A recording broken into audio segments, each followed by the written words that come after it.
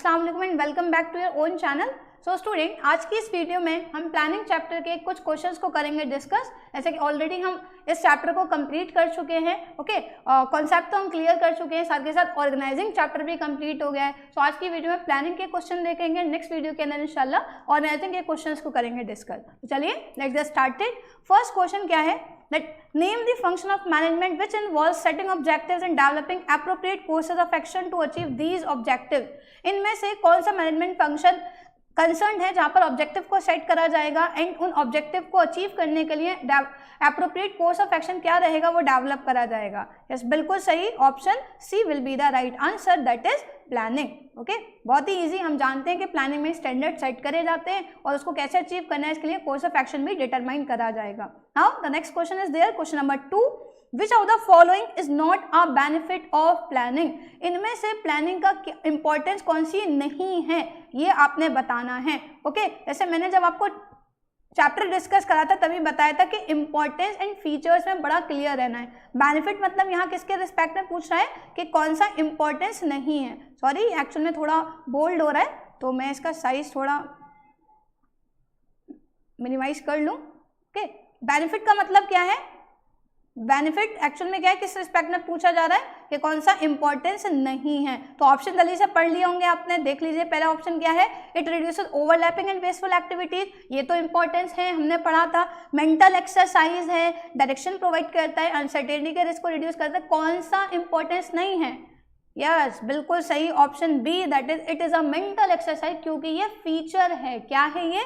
Feature है, importance नहीं है। बाकी option A, C and D, these are the importance और benefits of planning. But planning mental exercise है, इंटेलेक्चुअल प्रोसेस है, ये प्लानिंग का क्या है, फीचर है या कैरेक्टरिस्टिक है।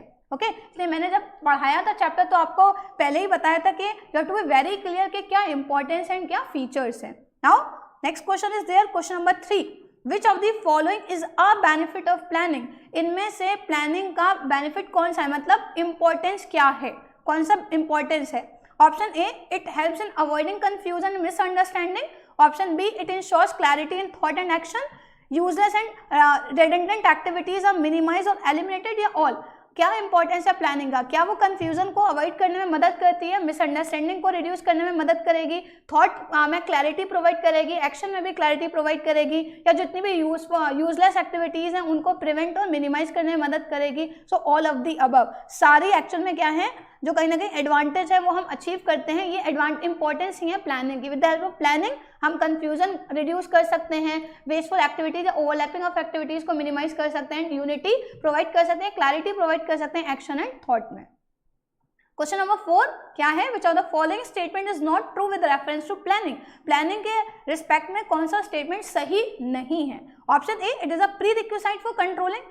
वन बाई वन देखो, क्या कंट्रोलिंग के लिए इनिशियल रिक्वायरमेंट प्लानिंग की है? बिल्कुल, जब तक प्लानिंग नहीं होगी तो एक्चुअल में कंट्रोलिंग के रिगार्डिंग स्टैंडर्ड नहीं होंगे जिससे हम एक्चुअल परफॉर्मेंस को कंपेयर करेंगे। So this statement is true. Planning does not lead to rigidity, पहले ही हमें आंसर मिल गया। प्लानिंग की लिमिटेशन पड़ी थी, that it leads to rigidity. Planning का लिमिटेशन है ना कि रिजिड है, स्टैटिक है, ये कह रहा है it does not lead to rigidity, तो यही स्टेटमेंट गलत है। आगे भी पढ़ लिए, क्या कर रहा है, मैनेजर की मदद कर रहा है मतलब फोकस करने में, to look ahead and anticipate changes. इसके अलावा कोऑर्डिनेशन डिफरेंट डिपार्टमेंट्स में ब्रिंग इंडिविजुअल्स के बीच जो कोऑर्डिनेशन उसको फैसिलिटेट करने में मदद कर रहा है। तो सारे स्टेटमेंट प्लानिंग के रिस्पेक्ट से सही हैं except option B, that is it does not lead to rigidity. Question number 5 very easy, what is known as a primary function of management. बहुत अच्छे से जानते हैं क्या है, प्लानिंग है primary function of management. Question number 6, which of the following is not a feature of planning. कौन सा फीचर नहीं है प्लानिंग का? Option A, planning is futuristic. Yes, बिल्कुल, कैरेक्टरिस्टिक में फीचर में पढ़ा था। इट इज परवेसिव, ये भी फीचर है। It establishes standard for controlling के लिए, सॉरी, बेस प्रोवाइड करती है, स्टैंडर्ड प्रोवाइड करती है प्लानिंग। ये क्या है, ये फीचर नहीं है, ये क्या है, ये एडवांटेज है या इंपॉर्टेंस है। ओके, हालांकि फोकस ऑन अचीविंग ऑब्जेक्टिव, ये भी क्या है, ये हमारे लिए एक फीचर, मतलब प्लानिंग का एक फीचर के फॉर्म में पढ़ा था। तो कौन सा फीचर नहीं है? ऑप्शन सी, क्योंकि ये इंपॉर्टेंस है। Okay, planning provides we can say base for controlling, it is one of the importance और एडवांटेज ऑफ प्लानिंग। तो ने पूछा है ना कि फीचर कौन सा नहीं है। Question number 7, all other managerial functions are performed within the framework of the plans drawn. Identify the related feature of planning. जितनी मैनेजर फंक्शन है वो जितना जो भी प्लान्स हमने ड्रॉ करे हैं उसके फ्रेमवर्क के अकॉर्डिंग परफॉर्म करने, कौन सा फीचर यहाँ से रिफ्लेक्ट हो रहा है, अचीव कर मतलब फोकस करती है ऑब्जेक्टिव को अचीव करने, परवेसिव है, फ्यूचरिस्टिक है, प्राइमरी फंक्शन है। ये पहला प्लान करना है ना, उसी के अकॉर्डिंग सारे काम होंगे, तो बाकी अदर फंक्शंस को क्या करें, मैनेजर फंक्शन को एक बेस प्रोवाइड कर देंगे। तो क्या है, it is a primary function of management. जैसे स्टेटमेंट है ये कैरेक्टरिस्टिक रिफ्लेक्ट हो रही है। Question number 8, planning requires logical and systematic thinking rather than guess work और visual thinking. Identify the related feature of planning. मतलब प्लानिंग के लिए हमें किसकी जरूरत है, लॉजिकल सोचना पड़ेगा, लॉजिक मतलब लॉजिकल डिसीजन लेने हैं, सिस्टमैटिक थिंकिंग प्रोसेस है, ना कि अपना एक्चुअल में क्या इंट्यूशन या आपका गैस वर्क या विजुअल थिंकिंग के बेस पे काम नहीं चलेगा। कौन सा फीचर यहाँ पर रिफ्लेक्ट हो रहा है इस स्टेटमेंट से। प्लानिंग इज फ्यूचरिस्टिक, बाकी ऑप्शन क्या है इधर मिलेंगे हमें। Planning is mental exercise, it establishes standard for controlling, it focuses on achieving objective. तो स्टेटमेंट दे रखा था कि प्लानिंग के लिए किसकी रिक्वायरमेंट है, लॉजिकल एंड सिस्टमैटिक थिंकिंग, ना कि आप गैस कर सकते हो गैस वर्क या एक्चुअल में क्या अपनी विजुअल थिंकिंग नहीं। तो क्या है ये मेंटल एक्सरसाइज है, यही बात तो पता चली, सोचना पड़ेगा, थिंकिंग प्रोसेस है, ठीक है, लॉजिकल प्रोसेस है, ठीक है, mental exercise. Okay, question number 9, planning cannot foresee everything and thus there may be obstacles to effective planning. Identify the related limitation of planning. हम प्लानिंग जब करते हैं फ्यूचर के रिगार्डिंग, प्रोजेक्शन जब करते हैं तो हम सारी चीज़ों के रिगार्डिंग फोर्सी मतलब हर एक एलिमेंट को फोर्सी एक्यूरेट बेसिस पे नहीं कर सकते हैं, और यही एक्चुअल में हमारी इफेक्टिव प्लानिंग में एक हर्डल क्रिएट करती है, ऑब्स्टेकल क्रिएट करती है। तो किस लिमिटेशन का जिक्र यहाँ पर करा जा रहा है, it leads to rigidity, it may not work in a dynamic environment, it doesn't guarantee success, या it reduces creativity. So what will be the right answer, यहाँ मैं देखना चाहूँगी बिकॉज बहुत सारे स्टूडेंट इसमें कन्फ्यूज हो जाते हैं। तो हमें क्वेश्चन को ध्यान से समझना है कि हम जब प्लान करते हैं so we can't foresee each and everything very accurately, हम एक्यूरेटली नहीं फोकास्ट कर सकते हैं। जो हमने फोकास्टिंग करी है वो वक्त के लिहाज से उनमें कुछ चेंजेस आ सकते हैं, चीज़ें बदल सकती हैं, ठीक है, और यही एक ऑब्स्टेकल क्रिएट करता है इफेक्टिव प्लानिंग। तो कौन सा लिमिटेशन है, ऑप्शन बी, लोगों ने ऑप्शन बी करा है वो सही आंसर है, it may not work in a dynamic environment. Because जो हमने प्लानिंग फोरकास्टिंग जो करी है वो आज कर ली है आगे आने वाले टाइम के लिए। तो जिस तरीके से चीज़ों को हमने एंटिसिपेट करा है जरूर नहीं है एक्चुअल में वो चीज़ें उसी फॉर्म में अकर हों। तो उसमें क्या है, क्योंकि जैसे टाइम फेज बदलेगा, इन्वायरमेंटल चेंजेस होंगे, तो क्या हो सकता है जो भी हमारी प्लानिंग है वो इनइफेक्टिव हो जाएगी। तो किस वजह से, मतलब ये स्टेटमेंट किसको रिफ्लेक्ट कर रहा है, that planning may not work in a dynamic environment. Now the next question is there, question number 10. It is not always true that just because a plan has worked before it will work again. Identify the related limitation of planning. ये बात सही नहीं है कि एक plan आपका पहले काम कर चुका था तो वो रिपीटेडली आपके लिए क्या हो जाएगा, यूजफुल या एक्चुअल में क्या बेनिफिशियल होगा। तो ये किस लिमिटेशन को रिफ्लेक्ट कर रहा है कि एक प्लान एक बार काम करेगा तो जरूरी नहीं है उससे आपको हमेशा एक पॉजिटिव रिजल्ट मिले, एक सक्सेस मिले। तो किस लिमिटेशन को रिफ्लेक्ट कर रहा है, that planning does not guarantee success. Okay, जो भी आपने प्लान बनाए हैं जरूरी नहीं है उसी सेम प्लान से आपको रिपीटेड क्या मिले, सक्सेस मिले या आपको बेनिफिट अचीव हो जाए। Now the question number 11 very easy. You have to identify the correct sequence with respect to steps. कौन से एक्चुअल में यहाँ पर ऑप्शन में सही स्टेप्स का सीक्वेंस दिख रहा है, ठीक है, प्रोसेस नहीं, कुछ स्टेप्स है जिनका सीक्वेंस आपने सही बताना है। इवैल्यूएटिंग ऑल्टरनेटिव कोर्सेज, पहला स्टेप तो ये नहीं होता। पहला स्टेप कौन सा होता है, सेटिंग ऑब्जेक्टिव। तो देखो बी में भी ये पहला यही सेटिंग ऑब्जेक्टिव, सी में भी, डी में भी सेटिंग ऑब्जेक्टिव है। डेवलपिंग प्रीमिसेस, यहाँ क्या है, अब देखो ये ऑप्शन तो एलिमिनेट हो गया ना, क्योंकि सेटिंग ऑब्जेक्टिव के बाद डेवलपिंग प्रीमिसेस आता है। अब दो ऑप्शन बचे, सी और डी। डेवलपिंग प्रीमिसेस के बाद क्या आता है, identifying alternative courses of action. Ma'am ये तो दोनों ऑप्शन सेम है, यस बिल्कुल, यहाँ दोनों ऑप्शन सेम है, यस, हाँ क्या हो गया, सी एंड डी बिल्कुल ऑप्शन सेम है, लेकिन वहाँ तो एक ही आंसर मार्क करना पड़ेगा, तो यहाँ थोड़ी सी मिस्टेक हुई है, ठीक है, दोनों आंसर सेम है तो इस लिहाज से तो सी एंड डी मार्क करेंगे, लेकिन वहाँ ऐसा नहीं होगा ना, ठीक है, या तो नन ऑफ दी अबव दे रखा होगा, लेकिन अभी हमारे पास ये जो क्वेश्चन है इसमें दोनों ऑप्शन सेम है, तो मतलब सी और डी यही तो स्टेप है। मतलब जितने स्टेप हैं, जितने ऑलरेडी गिवन है, उसके लिहाज से पहले सेटिंग ऑब्जेक्टिव आएगा, फिर डेवलपिंग प्रीमिसेस आएगा, identifying alternative course of action and evaluating them. Now question number 12, कौन सा स्टेटमेंट इसमें से एंड पॉइंट ऑफ प्लानिंग को रिप्रेजेंट करता है, what is the end point of planning objective. अब मैं बता दूं एक और चीज़, जो एक्चुअल में स्टूडेंट हमारे ऐप को डाउनलोड कर चुके हैं, सो जो ऐप के थ्रू जो टेस्ट कंडक्ट कराए जा रहे हैं, सो एक्चुअल में वो एप्लीकेशन पर ही बने हुए टेस्ट हैं, तो उसमें काफ़ी आंसर्स एक्चुअल में क्या है, गलत है। तो मैं बता दूं, वहाँ पर एक सवाल था that which among the following represent the end point of planning. So सही आंसर ऑब्जेक्टिव ही होगा, ठीक है, डोंट बी कंफ्यूज कि आई थिंक वहाँ पर शायद स्ट्रेटेजी मार्क कर रखा था, लेकिन objective will be the right answer. Okay, इनमें से कौन सा एंड पॉइंट ऑफ प्लानिंग को रिफ्लेक्ट करता है, ऑब्जेक्टिव। नाउ स्ट्रैटेजी किससे ड्राइव करी जाती है, हम स्ट्रैटेजी किस लिए बनाते हैं, so that we can easily achieve our objective. तो किसको देखते हुए बनाएंगे, किससे ड्राइव करी जाएगी, सो क्वेश्चन नंबर 13 का आंसर होगा ऑब्जेक्टिव। स्ट्रैटेजी किससे ड्राइव करी जाएगी, ऑब्जेक्टिव से ड्राइव करी जाती है। Question number 14, a strategy is a comprehensive plan which will not include this dimension। एक डिटेल प्लान है, कॉम्प्रिहेंसिव प्लान है स्ट्रैटेजी, इनमें से गिवन ऑप्शन में से कौन से डायमेंशन को इंक्लूड नहीं करेगी। एक determining long term objective, long term objectives को डिटरमाइन करना, एक पर्टिकुलर कोर्स ऑफ एक्शन को अडॉप्ट करना, या ends which with the manager seeks to achieve by its operation, जो एक आखिरी मुकाम है, जो एक एंड रिजल्ट है कंपनी को अचीव करना है। Allocating resources necessary to achieve the objective, कौन सा डायमेंशन इंक्लूड नहीं होगा, that you have to answer. बताइए क्वेश्चन नंबर 14, स्ट्रैटेजी कॉम्प्रिहेंसिव प्लान है, इनमें से कौन सा डायमेंशन इंक्लूड नहीं होगा, कौन सा डायमेंशन इंक्लूड नहीं होगा, क्योंकि एंड जो है बाय विच क्या कर रहे हैं, मैनेजमेंट अपने ऑपरेशन से अचीव करना चाह रहा है, वो तो क्या है, ऑब्जेक्टिव है। तो ऑब्जेक्टिव एक्चुअल में क्या है, स्ट्रेटेजी हालांकि ऑब्जेक्टिव से ड्राइव्ड होती है, लेकिन उसको फुल बेसिस पर इंक्लूड नहीं करती, एक डायमेंशन नहीं है। लॉन्ग टर्म ऑब्जेक्टिव को डिटरमाइन करेंगे एक स्ट्रेटेजी की फॉर्म में, क्या कोर्स ऑफ एक्शन का इस्तेमाल करना है, ये स्ट्रेटेजी होगी हमारी, ठीक है, और किस तरीके से नेसेसरी रिसोर्सेज को एलोकेट करना है so that the company can achieve the objective. कौन सा डायमेंशन इंक्लूड नहीं होगा, the ends which the manager seeks to achieve by its operation, क्योंकि ये किस में आएगा, ये इंक्लूड होता है हमारे ऑब्जेक्टिव में, ना कि स्ट्रैटेजी में। Okay, now next question is there, question number 15, they provide a basis for interpreting strategy which is usually stated in general terms। इनमें से कौन सा स्टेटमेंट या कौन सा ऑप्शन में एक्चुअल में क्या है, कौन सा टाइप ऑफ प्लान है जो एक बेस प्रोवाइड कर रहा है स्ट्रैटेजी को इंटरप्रेट करने में, और जिसको हम यूजुअली जनरल टर्म्स में, मतलब जनरल स्टेटमेंट है जो हमें काम करने का तरीका बताता है, कैसे काम करेंगे। ओके, जहाँ पर सारी चीज़ें स्टेटेड एडवांस में होती हैं, general statement of performing the activities, तो क्या है, कौन सा टाइप ऑफ प्लान है, यस बिल्कुल सही, very good, option A policy. Policies क्या है, एक्चुअल में क्या है, दे वर्क, और कहीं ना कहीं कैसे काम करती हैं, एक्चुअल में गाइडलाइंस की तरीके से जनरली बता रही है, जनरल टर्म्स में हमें रिप्रेजेंट कर देंगे, आइडिया दे रही है कि कैसे काम होगा, क्या एक particular course of action company adopt करेगी। Now the next question is there, question number 16, they detail the exact manner in which any work is to be perform.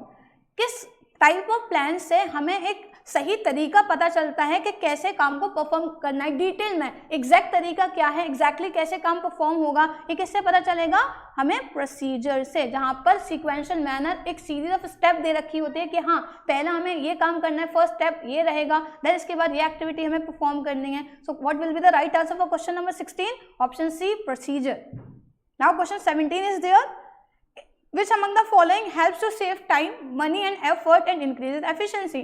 इनमें से कौन सा टाइप ऑफ प्लान से हम टाइम बचा सकते हैं, पैसा बचा सकते हैं, मेहनत बचा सकते हैं, और साथ के साथ एफिशिएंसी को इंक्रीज कर सकते हैं। तो कौन सा टाइप ऑफ प्लान है, यस गुड, मेथड। मेथड मतलब काम करने का तरीका डिसाइड कर लिया। प्लान का मतलब क्या है, to decide everything in advance, ठीक है, आपको काम कैसे करना है, किस तरीके से करना है, वो आपने पहले ही डिटरमाइन कर लिया। टाइम बचेगा, एट दैट टाइम आपने नहीं सोचना है। पैसा बचा है क्योंकि आपने फाइनलाइज कर दिया है वो तरीका, और एफर्ट आपने कहीं ना कहीं उस मेथड से अवेयर करा दिया, ट्रेन कर दिया, ठीक है, एक्चुअल में नॉलेज प्रोवाइड कर दी है। तो क्या हो जाएगा, मेहनत भी कम लगेगी, बिकॉज उस तरीके से वो काम करना सीख गई है आपके जो एम्प्लॉयज हैं, और एफिशिएंसी भी क्या हो जाएगी, इंक्रीज हो जाएगी।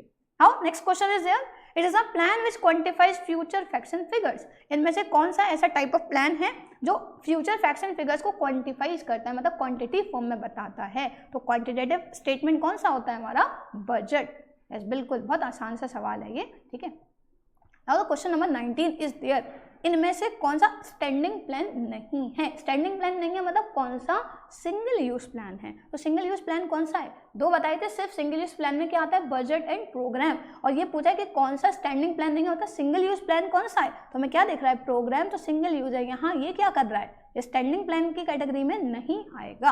ओके, क्वेश्चन नंबर 20, कौन सा सिंगल यूज प्लान नहीं है, ठीक है। बजट तो सिंगल यूज है, अभी बताया 2 ही सिंगल यूज के परफेक्ट एग्जांपल हैं, बजट एंड प्रोग्राम। कौन सा सिंगल यूज नहीं है, मतलब स्टैंडिंग प्लान कौन सा है, मेथड स्टैंडिंग प्लान है।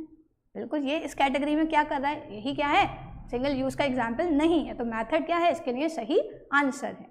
ओके चलिए, अब ये छोटे छोटे से सवाल थे, अब कुछ ऐसे सवाल हैं जो केस स्टडी पर बेस्ड है, ठीक है, मतलब डिटेल एक्चुअल में क्या है, कह सकते हैं वैल्यू बेस्ड क्वेश्चन है, आते नहीं है लेकिन प्रैक्टिस आपको कराई जा रही है हर तरीके के क्वेश्चन के रिगार्डिंग। क्या कह रहा है, Micromax was India's largest seller of mobile handset. इन्होंने क्या करा, low cost per Chinese manufacturing के साथ स्मार्ट पैकेजिंग एंड फीचर्स हैं, जिसमें लॉन्ग लास्टिंग बैटरीज हैं, डुअल सिम का फंक्शनलिटी है, जिसकी वजह से क्या करना चाह रहे हैं वो, मतलब 20% मार्केट शेयर एक्चुअल में क्या कर रखा है उन्होंने, कैप्चर करने की एक स्ट्रैटेजी बनाई है या एक कहीं ना कहीं टारगेट सेट करा है। तो कौन से टाइप्स ऑफ प्लान का यहाँ जिक्र करा जा रहा है, क्या कर रहे हैं वो, एक्चुअल में लेस कॉस्ट में बना रहे हैं, इसके साथ साथ क्या करना है उन्हें 20% मार्केट शेयर ग्रैब करना है या सिक्योर करना है। तो क्या करा, एक तो कम कीमत में बना रहे हैं और एक्चुअल में क्या है 20% मार्केट लीडरशिप गेन करना चाहते हैं। तो कौन से 2 टाइप ऑफ प्लान का जिक्र हो रहा है, एक target in terms of percentage या एक प्रॉपर फॉर्म में सेट कर लिया, ऑब्जेक्टिव है, और साथ के साथ क्या करा, उसके लिए 20% मार्केट शेयर कैसे बढ़ेगा, कम एक्चुअल में कॉस्ट में चीज़ें बनाएंगे, मोबाइल फ़ोन बनाएंगे, हैंडसेट बनाएंगे और उसको एक एवरेज प्राइस में मार्केट में सेल करेंगे। तो क्या है, स्ट्रैटेजी एंड ऑब्जेक्टिव। क्या है ये, strategy and objective. Okay, objective तो है, ऑब्जेक्टिव के साथ क्या है, प्रोग्राम या स्ट्रैटेजी, नहीं स्ट्रैटेजी, क्योंकि वो कम कीमत पर चाइनीज एक्चुअल में क्या है मैन्युफैक्चरिंग टेक्निक के साथ क्या करेंगे, मतलब क्या कर रहे हैं वो प्रोड्यूस कर रहे हैं। Now question number 22, according to a survey, ठीक है, मतलब एक सर्वे के अकॉर्डिंग आज कल क्या है, जो यंग चिल्ड्रन हैं वो परचेजिंग डिसीजंस लेते हैं, ज़्यादा पार हैं, ठीक है, देन एवर बिफोर, मतलब पहले से ज़्यादा। आजकल के माँ बाप बच्चों से पूछते हैं कुछ भी काम करने से पहले या कुछ भी खरीदने से पहले, कुछ भी करने से पहले एक्चुअल में क्या होता था, मतलब जैसे हमारे पेरेंट्स हमसे कहते हैं ना कि एक्चुअल में आजकल तो सब बच्चों से पूछ के करो, तुमसे पूछ कर करो, हमारे टाइम में तो हम अपने अम्मा अब्बा के सामने कुछ बोल नहीं सकते थे। तो मतलब टाइम चेंज हो रहा है, तो पेरेंट्स अपने बच्चों के ओपिनियंस को कंसीडर कर रहे हैं, ठीक है। एडल्ट डिसीजन, मतलब जो एक्चुअल टीनेजर्स हैं, एडल्ट्स हैं, उनके डिसीजन को भी प्रायोरिटी दी जा रही है कि कहाँ जाना है। जैसे मान लो डिनर का प्लान है तो बच्चों से पूछा जा रहा है, उन्हें पता है कि भाई वो सर्च कर सकते हैं नियर बाई रेस्टोरेंट कौन सा है, कहाँ पर अच्छा एक्चुअल में क्या है खाना मिलते हैं, डिफरेंट टाइप्स ऑफ फैसिलिटीज़ कहाँ पर अच्छी हैं, कार परचेज करनी है कौन सी खरीदें, क्योंकि वो मतलब जो चिल्ड्रन है वो ज़्यादा एक्चुअल में क्या है उनको इस चीज़ की नॉलेज होती है, व्हाट टू वियर, क्या पहनना है, क्या ट्रेंड में चल रहा है, ठीक है, ये सारे डिसीजन लेते हैं। सवाल आधा इधर है, चलो। इसलिए जो रिटेलर्स हैं वो क्या कर रहे हैं, इन्हीं चीज़ों का एडप्ट कर रहे हैं, ठीक है। किड्स सेक्शंस इन्होंने क्या करा है, इम्प्रूव कर अगर एक्चुअल में क्या है, तो children want to shop in the store, मतलब किड्स अलग अलग सेक्शन हो जाते हैं ना, कि एक्चुअल में क्या है एडल्ट्स का सेक्शन अलग है, जैसे आप मॉल्स में जाते हैं बड़े बड़े, ठीक है, किड्स सेक्शन अलग है, और उसमें भी अलग अलग होता है कि क्लोथिंग का सेक्शन अलग है, आपका एक्चुअल में क्या अप्लायंसेस का सेक्शन अलग है। तो ऐसे उन्होंने क्या करा है, किड्स सेक्शन बांट दिया है, मतलब सेपरेट सेक्शन है क्लोथ्स के लिए, बच्चों के ग्रेटर चांस है। अब देखो बच्चे जब जा रहे हैं तो पेरेंट्स भी जाएंगे साथ के साथ, वहीं बराबर में कुछ ऐसे सेक्शन है जहाँ उनके पेरेंट्स के रिस्पेक्ट में वीके से यूज करने वाली चीज़ें हैं। तो क्या करेंगे, चांस क्या है कि parents will also see something they want to buy as well, मतलब उन्हीं जगह पर अलग अलग सेक्शन है जहाँ बड़ों के लिए भी है, बच्चों के लिए भी है। तो बच्चों को मतलब बच्चे इंटर में भी बहुत छोटे हैं, किड्स की बात हो रही है, नॉट अडल्ट, ठीक है। तो बच्चों के साथ पेरेंट्स जाएंगे ना, तो जो किड्स को परचेज कराने हैं तो कुछ ना कुछ वहाँ देखेंगे और खुद भी एक्चुअल में क्या है कि कुछ चीज़ें पसंद आएंगी तो उनको खरीद लेंगे। तो कौन सा टाइप ऑफ प्लान है, देखो क्या करा गया है, तगड़ी स्ट्रैटेजी का इस्तेमाल करा गया है। तो एग्जाम्पल मतलब इसका एक्चुअल में क्या है, स्टेटमेंट के रिस्पेक्ट में सही आंसर क्या है, स्ट्रैटेजी, एक ऐसी रणनीति बनाई है, स्ट्रैटेजी बनाई है कि भाई एक्चुअल में क्या है कि कहीं ना कहीं जो आजकल के छोटे छोटे बच्चे भी क्या है अपनी पसंद सही सारी चीज़ें लेना प्रेफर करते हैं। तो उसके लिए क्या है, ऐसे थोड़ी कि अकेले भेजेंगे, पेरेंट्स भी जाएंगे, और मॉल्स में क्या हर किसी का सेक्शन अलग है, तो बच्चों के लिए ले रहे हैं पेरेंट्स, अपने लिए भी कुछ खरीदेंगे, तो वहीं आसपास में सारे एक्चुअल में क्या है एक ही फ्लोर पर अलग अलग सेक्शन डिवाइड कर दिए गए हैं। इससे क्या हो जाएगा, अपने लिए भी कुछ सामान खरीदेंगे, सेल बढ़ जाएगी। एक आ रहा है, एक कस्टमर के साथ एक्चुअल में 2-3 लोग और भी आ रहे हैं, तो वो देखेंगे कि अच्छा ये चीज़ है, चलो हम भी ले लेते हैं, सही हो जाएगी, सेल बढ़ जाएगी। तो कहीं डिपार्टमेंटल स्टोर जाओ, मॉल वगैरह जाओ, तो क्या होता है, लेना कुछ होता है लेकिन वहाँ बहुत सारी चीज़ें आपको मिल जाती है ना। अच्छा चलो ये भी डाल लो, ये भी डाल लो, ठीक। चलो क्वेश्चन नंबर 23, अकॉर्डिंग मतलब एक सर्वे हुआ 250 कंज्यूमर पैक्ड गुड्स का, ठीक है, एक रेप्यूटेड फर्म ने ये सर्वे करा और ये फाइंड आउट करा कि 75% जो ब्रांड ओनर्स हैं वो क्या कहते हैं, they are going to spend significantly more on packing. ज़्यादातर एक्चुअल में क्या है, प्रेफर करते हैं कि 75% जो ब्रांड ओनर्स हैं ये ज़्यादा खर्चा किस पर करें, पैकिंग पर करें, पैकेजिंग पर करें, क्योंकि वो किसी भी ब्रांड की सक्सेस के लिए बहुत ही क्रिटिकल फैक्टर है। कौन सा टाइप ऑफ प्लान है जो यहाँ पर इस लाइन से हम आइडेंटिफाई कर सकते हैं? क्या करिए, जैसे हम जानते हैं ना मार्केटिंग में हमने पढ़ा packing act like a silent salesman, इसकी तरीके से काम करती है साइलेंट सेल्समैन। इसीलिए मोस्ट ऑफ दी ब्रांड्स क्या कर रहे हैं, ज़्यादा फोकस कर रहे हैं अपनी पैकेजिंग को अट्रैक्टिव और इम्प्रूव करने में, ठीक है। और ये सर्वे करा है, ठीक है, 250 कंज्यूमर पैक्ड गुड्स बनाने वाली कंपनीज के रिगार्डिंग, जहाँ पर 1/3 जो एक्चुअल में कंपनीज है, मतलब 75% जो ब्रांड ओनर्स है वो पैकिंग पर ज़्यादा खर्चा कर रहे हैं। तो कौन सा टाइप ऑफ प्लान है वो एक्चुअल में क्या है, उन्होंने एक टारगेट सेट कर लिया, ये कॉन्सेप्ट देखा कि पैकिंग लोगों को अट्रैक्ट करेगा, तो उसी लिए उन्होंने पैकिंग पर खर्चा ज्यादा करा है। तो क्या ये स्ट्रैटेजी है इन्वायरमेंट को देखते हुए कि एक्चुअल में क्या है, जो सोशल फैक्टर्स को इन्होंने स्टडी करा कि लोग एक्चुअल में क्या है, जो कहीं ना कहीं एक्सटर्नल ब्यूटी है या एक्सटर्नल आउटलुक है उससे बहुत ज्यादा अट्रैक्ट होते हैं। एक्चुअल में क्या, अगर if the packing is very good तो एक्चुअल में क्या, लोग इंटरैक्ट होंगे, इन्फ्लुएंस होंगे और चीजों को परचेज करेंगे। Now the next question is there, according to World Health Organization WHO के अकॉर्डिंग 39% जो एक्चुअल में क्या है एडल्ट हैं वो ओवरवेट है। कॉन्सिक्वेंटली यूके एक शुगर टैक्स इंट्रोड्यूस करा 2018 में बेवरेजेस पर, जिसमें 5% से ज़्यादा शुगर कंटेंट है ताकि शुगर इनटेक को कर्व कर सके, रोक सके, बिकॉज मीठे से जल्दी वेट इंक्रीज होता है। सो identify the type of plan being described in the above line. तो किस टाइप ऑफ प्लान का इस्तेमाल करा गया है, जल्दी से बताइए, बताइए किस टाइप ऑफ प्लान का इस्तेमाल करा गया है। भाई एक्चुअल में क्या हुआ कि ये देखा गया कि 29%, याद है ये बिजनेस एनवायरनमेंट चैप्टर के अंदर भी था, वहां पर ये लीगल और सोशल एनवायरनमेंट या फैक्टर को इंक्लूड कर रहा था। सेम क्वेश्चन अब यहाँ पर टाइप्स ऑफ प्लान के रिस्पेक्ट में पूछा जा रहा है आपसे। तो शुगर टैक्स एक्चुअल में क्या करा, इंक्लूड कर दिया ताकि क्या करें, जो शुगर कंटेंट है वो कम से कम रहे। तो क्या करें, in order to we can say reduce the problem of obesity and overweight जो एडल्ट्स के बीच में देखी जाती है, शुगर टैक्स यूके में इंट्रोड्यूस करा गया। तो उन्होंने क्या बनाई, ये एक स्ट्रैटेजी बना दी। क्या बना दी, एक स्ट्रैटेजी बना दी। अब आप कहोगे कि मैम एक्चुअल में क्या ये तो रूल हो गया, लेकिन ये क्या है, एक मार्केट में एक्चुअल में क्या ये भी देखेंगे, कंपनीज भी इस चीज को फोकस करेंगे ना कि अगर उन्हें क्या करना है, टैक्स से बचना चाह रही है तो वो क्या करें, शुगर कंटेंट कम से कम रखें। तो एक टाइप की क्या होगा, ये स्ट्रैटेजी का एग्जाम्पल है। ओके, नाउ क्वेश्चन नंबर 25, एक इकोनॉमिक सर्वे के अकॉर्डिंग बिहेवियरल इकोनॉमिक्स एक्चुअली क्या है, can be strategically utilize to create an aspirational agenda for social change. मतलब क्या कहें, बिहेवियरल इकोनॉमिक्स के अकॉर्डिंग एक एजेंडा चलाया गया जहां पर सोशल चेंज लाया गया। फ्रॉम बेटी बचाओ बेटी पढ़ाओ से लेकर बेटी आपकी धन लक्ष्मी और विजय लक्ष्मी है, ये कॉन्सेप्ट एक्चुअल में क्या करा गया, एक्सटेंड करा गया। स्वच्छ भारत से लेकर स्वच्छ भारत से सुंदर भारत बनाने का अभियान, ठीक है, गिव इट अप से लेकर एलपीजी का concept. Okay, think about the subsidy, subsidy के बारे में सोचे, ठीक है, उसको छोड़कर एलपीजी सब्सिडी का कॉन्सेप्ट आया। टैक्स इवेजन, टैक्स की चोरी ना कर टैक्स पे करने का एक कहीं ना कहीं कॉन्सेप्ट इंट्रोड्यूस करा गया।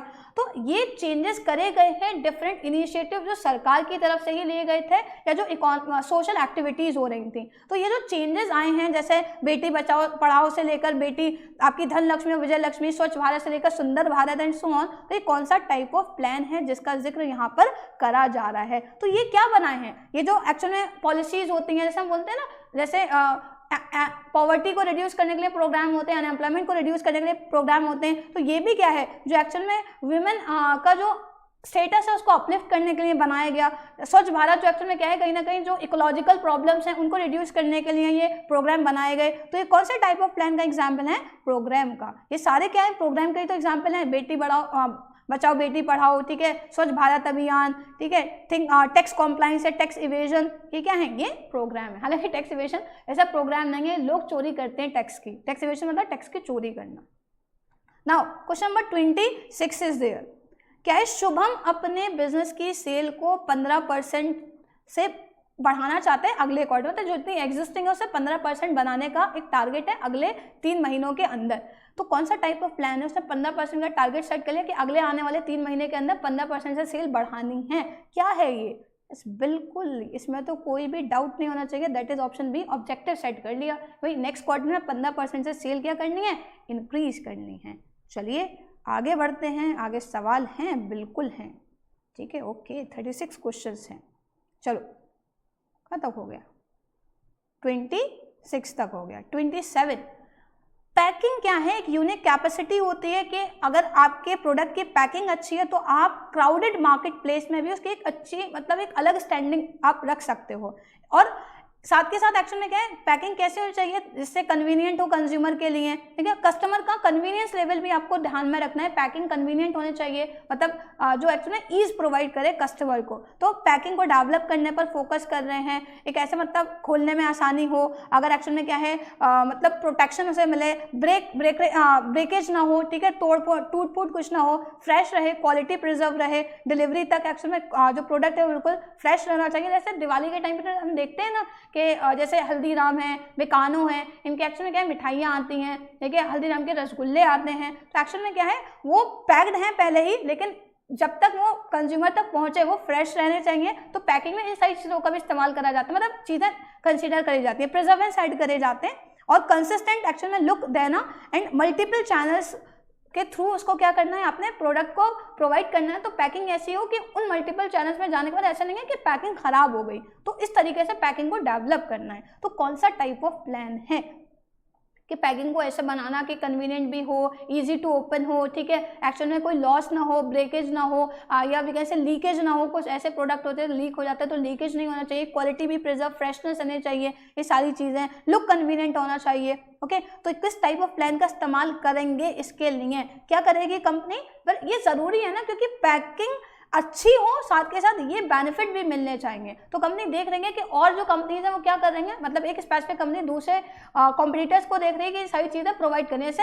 हल्दीराम का एक्शन में क्या है, जो रसगुल्ले आते हैं तो कंटेनर में आते हैं, अब उसमें क्या है पूरा सेक्शन दे रखा होता है कि ये ओपन है, ओपन करने का एक्चुअल में क्या है बिकॉज सेक्शन जो मार्क होता है डॉटेड डॉटेड कर कर, क्योंकि अगर एक्चुअल में क्या है आपने ऐसे ही खोला तो पता चला हाथ वगैरह और कट जाएगा, तो पूरा मार्क होता है कि आप ओपन इस तरीके से करिए लिड। कंटेनर के पीछे भी लिखा हुआ होता है कि कैसे ओपन करना है, ठीक है, अपना हाथ वाथ मत काट लेना रसगुल्ला खाने के चक्कर में। एक्चुअल में क्या है वो सारी चीज़ें हैं कि आप सेफ्टी का भी ध्यान रख रहे हो, सारी चीज़ें हैं, और ये कॉम्पिटिटर को देखते हुए, ठीक है, अगर और कोई एक्चुअल में ब्रांड बना रही है तो क्या करेंगे, इन सारी चीज़ों को इंक्लूड करेगी। तो क्या है ये एक टाइप से स्ट्रैटेजी है, इसके लिए क्या करना पड़ेगा, स्ट्रैटेजी पर काम करेगी कंपनी, मतलब स्ट्रैटेजी बनाएगी।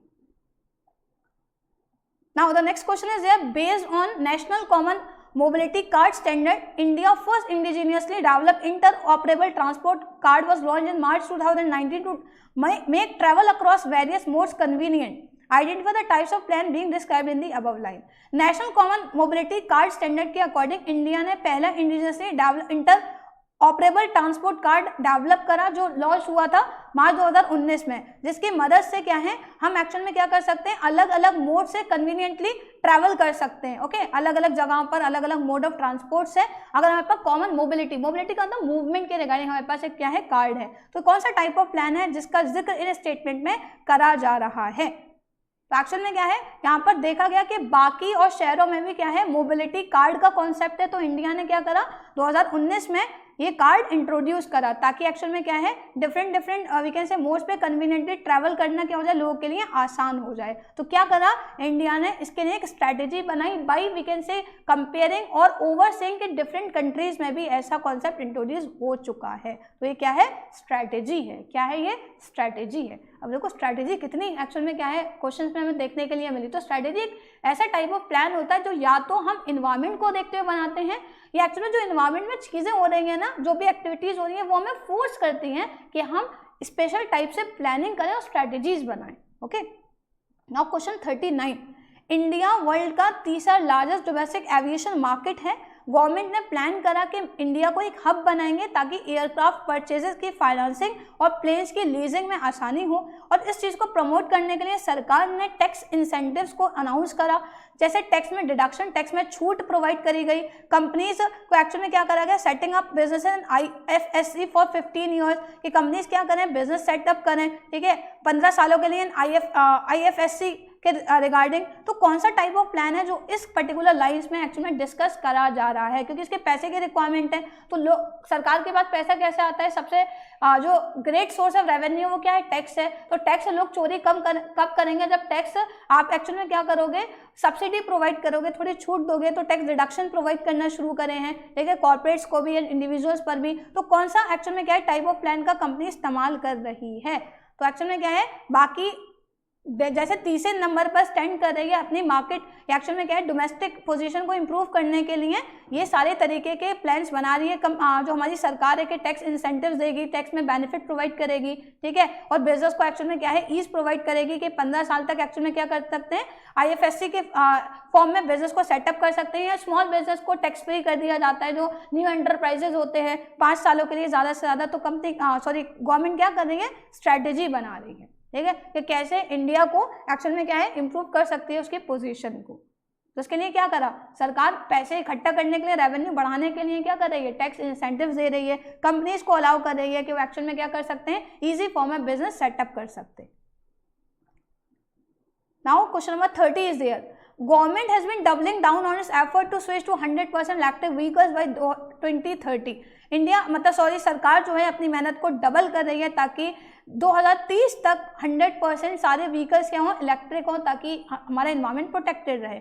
बहुत सारी कंपनीज जैसे टाटा मोटर्स है, काइनेटिक मोटर्स है, Maruti Suzuki and Hyundai Motors है जो रेडी कर रहे हैं ईवी मॉडल्स, मतलब इलेक्ट्रिक व्हीकल्स मॉडल्स को तैयार कर रहे हैं for 2020 launch in order to support the plan 2030, मतलब 2030 तक के लिए, ताकि क्या कर ले वो तैयार करना है। तो 2030 विल बी देयर। तो कौन सा टाइप ऑफ प्लान है जिसका जिक्र यहाँ पर करा जा रहा है, तो क्या करा, जैसे गवर्नमेंट ने पहले ही एक मतलब कॉन्सेप्ट बना लिया है कि हमें क्या करना है, इंडिया में 2030 तक 100%, मतलब ये तो प्लान सरकार ने बना लिया, वो कब तक अचीव होगा कि 2001 एक्चुअल में उस प्लान के अंदर टाइमलाइन क्या रखी गई है कि 2030 तक 100% ईवी फॉर्म में क्या करना है, मतलब इलेक्ट्रॉनिक व्हीकल्स रन करेंगे। और इसी चीज़ को मद्देनजर रखते हुए इन कंपनीज ने क्या करा, पहले ही इन प्रोजेक्ट्स पर या इलेक्ट्रिक व्हीकल्स बनाने पर काम करना शुरू कर दिया। तो क्या करेंगे, इन्वायरमेंट को देखा कि गवर्नमेंट ऐसा चीज़ें इंट्रोड्यूस कर देगी तो हम क्या करें, ऐसे ही मॉडल्स तैयार करें, ऐसे ही ऑटोमोबाइल्स तैयार करें जो क्या है इलेक्ट्रॉनिक चलेंगे, ठीक है, इलेक्ट्रिक व्हीकल्स होंगे जहाँ पर पॉल्यूशन क्रिएट नहीं होगा। तो क्या कर रहे हैं, ये स्ट्रैटेजी है, क्योंकि क्या करा, इन्वायरमेंट को एनालाइज करके गवर्नमेंट ने अनाउंस कर दिया है, तो आगे आने वाले टाइम में लोग क्या करेंगे, इलेक्ट्रिक व्हीकल्स ही परचेज करेंगे। तो क्या करो, इलेक्ट्रिक व्हीकल्स बनाओ। Now question number 31,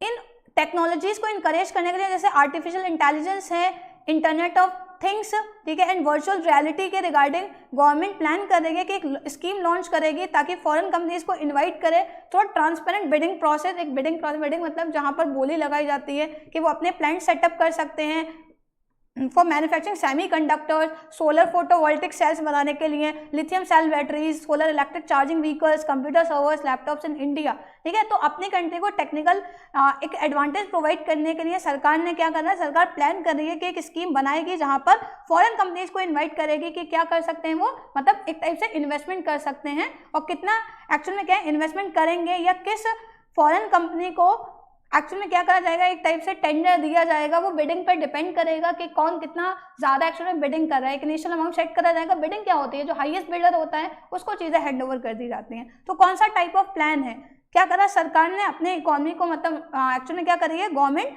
in order to we can say make our economy एक टेक्निकल फॉर्म में डेवलप करने के लिए एक स्कीम तैयार कर रही है। तो एक्चुअल में क्या कर रही है, वो एक स्ट्रैटेजी बना रही है, और स्ट्रैटेजी में क्या कर रही है कि ट्रांसपेरेंट बिडिंग प्रोसेस जहाँ पर फॉरेन कंपनीज को इनवाइट कर रही है कि वो क्या करें, बिडिंग करें, ठीक है, जो हाईएस्ट बिल्डर होंगे उन कंपनीज को कॉन्ट्रैक्ट मिल जाएगा, जो टेक्निकल चीज़ें हैं उन पर काम करने में, जैसे लिथियम सेल बैटरीज बनाने का, कंडक्टर्स बनाने का, एंड सो ऑन।